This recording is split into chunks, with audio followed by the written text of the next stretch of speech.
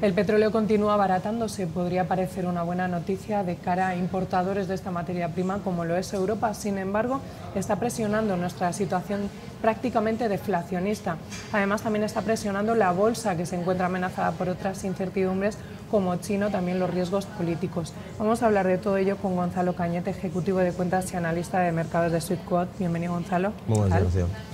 Bueno, hemos comenzado el 2016 con todas las bolsas en rojo, los rebotes parece que en nada se diluyen y ahora nos preguntamos cuáles son los niveles a los que debemos mirar, que debemos vigilar de cerca, por ejemplo, en nuestro IBEX 35, que se está jugando en los 9.400 puntos, o en el DAX, que incluso está perforando por momentos los 10.200.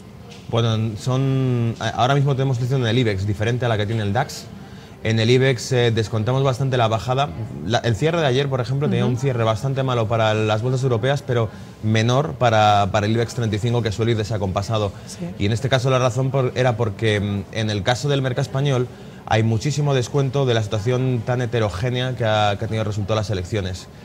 Y yo creo que eso es lo que ha descontado el mercado. Tuvimos una bajada fuerte, un gap de apertura tras las elecciones en España, y eso es lo que ya nos había dejado en niveles muy inferiores a los del resto de las bolsas europeas. Por eso la bajada de ayer del mercado no daba tan duro al mercado español. Por lo tanto, yo creo que mientras aguantemos 1.250 puntos en el IBEX 35, pues podemos seguir tocando madera, porque no hay que olvidar que a finales de este mes es cuando tenemos en agenda en España el cerrar los acuerdos electorales que pueda haber, incluso, como se comenta, pues convocatoria de elecciones generales de nuevo, que sería casi el peor escenario. Pero en este caso, pues nos cae una piedra sobre otra que ya teníamos encima, que es el tema político en España. En el caso del DAX alemán, sí es cierto que, primero, hay un factor divisa que crea bastante incertidumbre dentro del mercado, y el que siga más o menos de cerca las últimas semanas, desde la subida de tipos de interés de la Reserva Federal, lejos de ver un debilitamiento claro de la relación euro-dólar, que sería un fortalecimiento del dólar, no se está produciendo. Seguimos estando en niveles bastante altos de euro-dólar, y creo que eso le repercute y le lastra bastante a la industria europea, que es Alemania de por sí, y es el más sensible a la relación euro-dólar, es el DAX alemán, por las exportaciones que tiene y por la propia industria. Y creo que ese es un factor. El otro factor sería, desde un punto de vista técnico, las bajadas que ha tenido el mercado. Sí es cierto que dejan un patrón. Si quienes nos escuchen miran vela diaria o vela de 4 horas, un gráfico con una envergadura aproximadamente de mes y medio, de 2 meses, verán la formación, una formación bajista llamada hombro-cabeza-hombro, ¿no? Que podría estar dibujándose. Entonces, perdiendo los 10.000 puntos, sí es cierto que podríamos vislumbrar una bajada hacia los 9.500, 9.400 puntos, que sería un golpe bastante duro para la renta variable en general. Pero de fondo, que hay que fijarse más bien en Wall Street, porque al fin y al cabo es el que marca el ritmo y el que ha mostrado fortaleza. Pese a la subida de tipos, tuvo subida, siguió subiendo, aunque también dijimos que no era confiable la subida que estaba teniendo SP500, lo dijimos con semanas de antelación.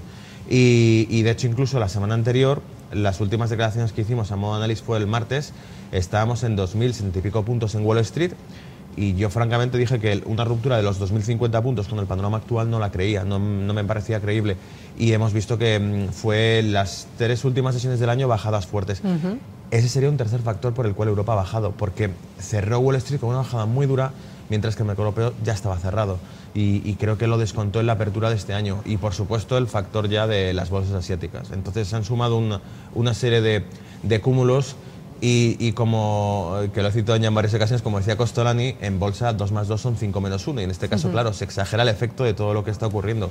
Se tira por lo bajo, y si cae hay bajadas mucho más fuertes, pese a que la situación a lo mejor de por sí no sea tanta, pero como hay una suma de factores, pues ya lo demás ya es pánico y dramatismo que añade el mercado de por sí. Precisamente uno de esos factores a los que parece estar temiendo el mercado es a la deflación en Europa. Acabamos de conocer los datos de IPC, se ha bajado al 0,2% frente al 0,3% que se preveía, incluso la subyacente, es decir, sin tener en cuenta el precio del petróleo y los alimentos, también ha quedado por debajo de lo previsto. Parece que el BCE va a tener que luchar contra fuerzas contrapuestas deflacionistas, como por ejemplo el abaratamiento del precio del crudo. ¿Cree que tiene madera el Banco Central Europeo para hacer frente a estos golpes bajos que le vienen? Yo creo que le deja la mejor excusa que podía tener hasta ahora para continuar. Hablamos, me parece que incluso hablamos aquí mismo a principios del año 2015 también de la posibilidad de que algún otro miembro del BCE, de algún otro presidente del BCE, entrase en escena y quitasen a Draghi, que eso sería lo más perjudicial. Pero en el contexto general yo creo que Draghi, que ha demostrado el tener una posición mucho más laxa en lo que se refiere a la política monetaria, tendría argumentos más que de sobra para quitarse de encima esa oposición por parte de la postura alemana y del Bundesbank de controlar tanto la liquidez. Y en este caso nos deja un contexto muy claro para seguir intentando liquidez en Europa y para seguir practicando una política monetaria laxa. La excepción que hizo hace unas semanas probablemente ahora tenga que dar la cara y comprometerse a extender la QE, a hacerla más agresiva, más de una magnitud superior mensual y de seguir inyectando liquidez. Por lo tanto, no creo que cambie para nada el guión de la política monetaria en Europa.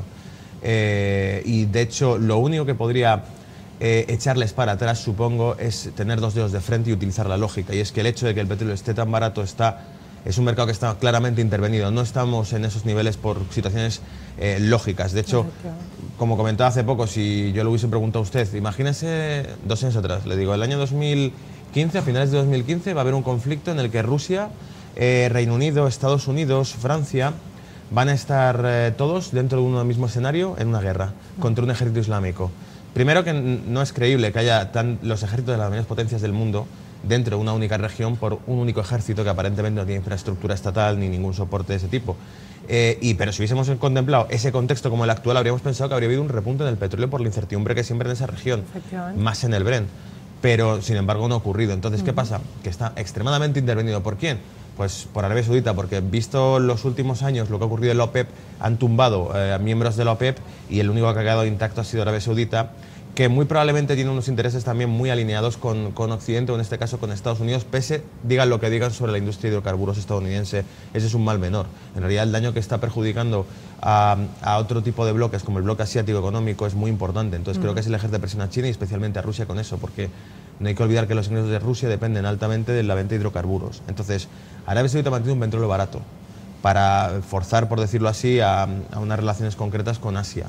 Y por esa misma vía, Arabia Saudita está incurriendo desde hace unos meses en un déficit bastante elevado. Y creo que en este caso es, como ya dijimos en su momento, una partida de póker.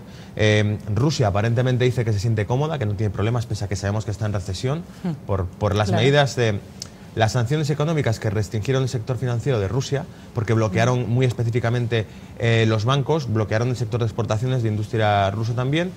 Y el hecho de que, obviamente, la caída del barril crudo justo después de esas sanciones dificulta el acceso a financiación a Rusia y luego tumba los ingresos de Rusia. Entonces creo que ese es un factor geopolítico muy importante, pero Rusia dice que se siente cómoda con esto, incluso hace alarde de poder gastarse dinero en una intervención militar, y en este caso Arabia Saudita tiene déficits. ¿Cuál de los dos será el primero que de la vuelta de alarma diga tenemos que llegar a un acuerdo porque no podemos mantenernos con estos datos negativos? Entonces se espera un rebote del crudo. Claro, ese es el tema, que a lo mejor podamos cambiar la escena en cualquier momento, pero en cuestión de 24-48 es en un repunte de crudo muy fuerte.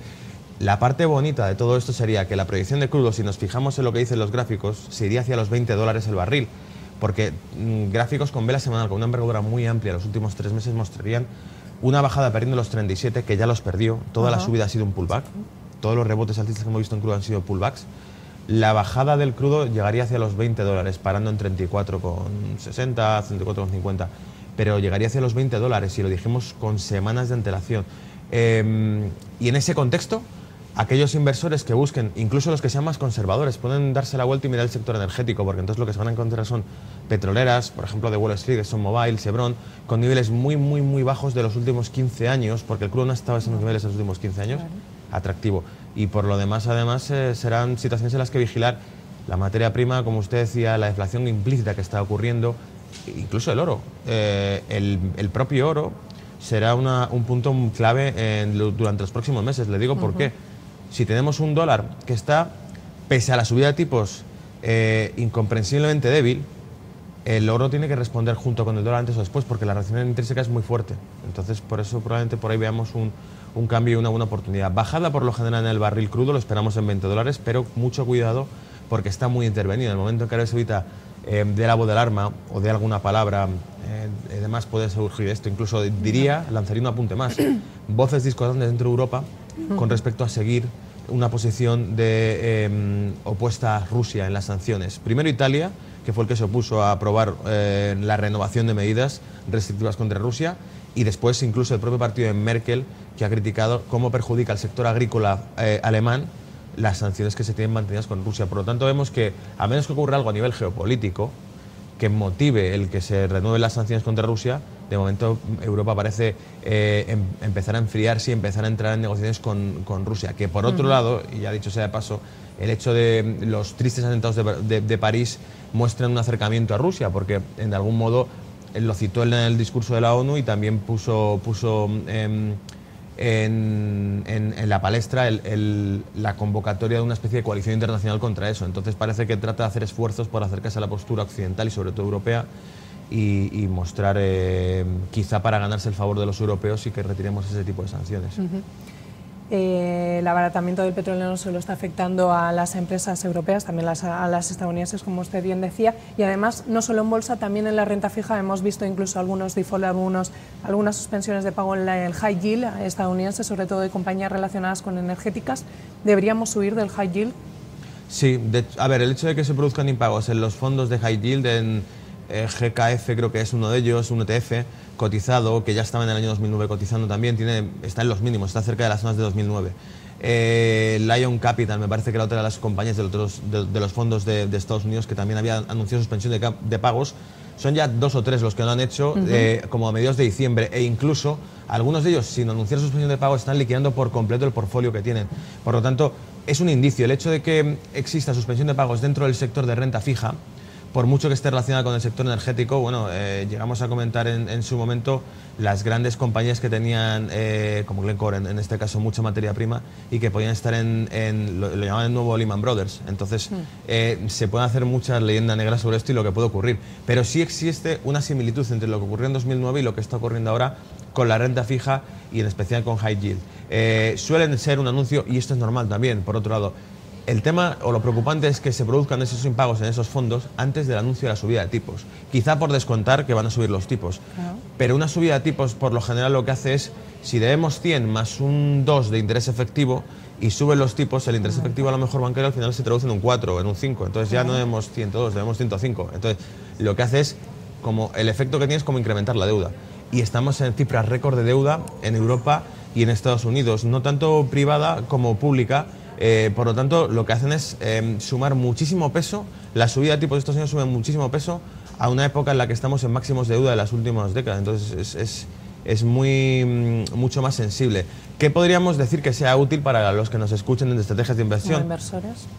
Vigilar que cojan los ETFs cotizados más longevos, que tengan los más antiguos y que hayan estado durante la época de 2008 y que se fijen sencillamente en la cotización que sigan desde entonces. Una pérdida de los niveles de 2009 sería preocupante, porque lo que suelen anticipar es en cuanto hay un default en el sector de renta fija y high yield, suele ser el anuncio de que son los que están en primera línea de fuego y que puede traducirse en defaults en el resto, dificultades de liquidez en el sector bancario, en aseguradoras, como ocurrió también con AIG en el pasado. Entonces hay que vigilar mucho el acceso a financiación. Incluso me tiraría a la piscina con esto, el hecho de la regulación. La europea, entrada en vigor el 1 de enero de este año, establece, por ejemplo, en escenarios de default, el buy-in, el cómo se van a autofinanciar los bancos en caso de que tengan dificultades de liquidez. Y en este caso deja bien claro y por escrito la normativa lanzada por la Unión Europea, que entra en vigor el 1 de enero, que serán accionistas y bonistas los que soporten las posibles dificultades de liquidez que tengan, el impago de los bancos. Pero en este caso, incluso aquellos que tengan depósitos por encima de 100.000 euros. Sabemos que los bancos garantizan 100.000 euros, pero a partir de ahí nos estamos yendo a la versión chipriota. Y la versión chipriota era que si tenías 150.000 te pueden hacer una quita sobre ese dinero. Entonces, en su momento, cuando ocurrió en Chipre, yo recuerdo que le pusimos el adjetivo de decir que la Unión Europea se volvía ya la Unión Soviética Europea, porque empezaba a ser una política muy restrictiva y de que entraban y cogían tu dinero de tu cuenta bancaria a grandes depósitos sin problema ninguno.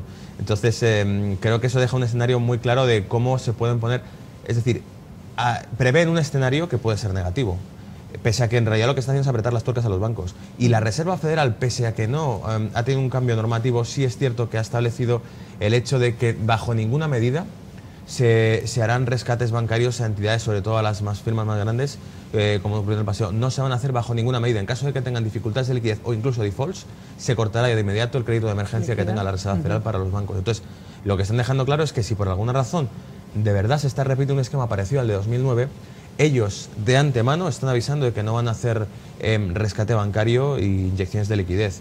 Y Entonces parece que estamos pasando un contexto, desde el punto de vista de las autoridades monetarias, más duro en el que se van a poner serios.